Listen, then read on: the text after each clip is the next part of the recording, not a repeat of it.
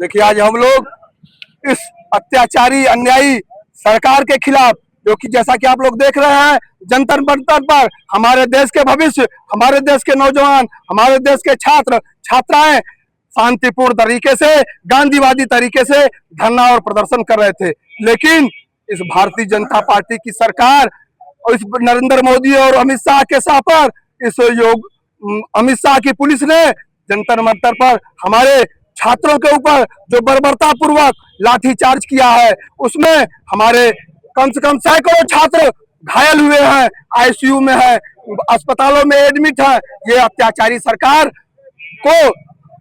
जगाने के लिए, कुंभकर्णी नींद से जगाने के लिए हमारे नेता जननायक आदरणीय राहुल गांधी जी ने जब छात्रों की आवाज सदन में उठाना चाहा, तो ये सरकार उनको सदन में बोलने नहीं दी। उसके बाद उन्होंने इस देश के प्रधानमंत्री को के आवास को घेरने के लिए जाना तय किया। जब वहां वो धरने पर बैठ गए, सरकार जाने नहीं दी, प्रशासन जाने नहीं दिया, तो धरने पर बैठ गए। लेकिन उन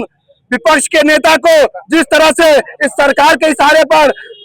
सड़कों पर घसीटा गया, उनको जेलों के अंदर डाला गया, उसके खिलाफ हम कांग्रेस के लोग आज सड़क पर उतरे हैं और इसका विरोध करने के लिए। लेकिन ये सरकार हम लोगों को आगे नहीं जाने दी, यही धरने के माध्यम से हम लोग रुक गए। लेकिन जाने वाले थे,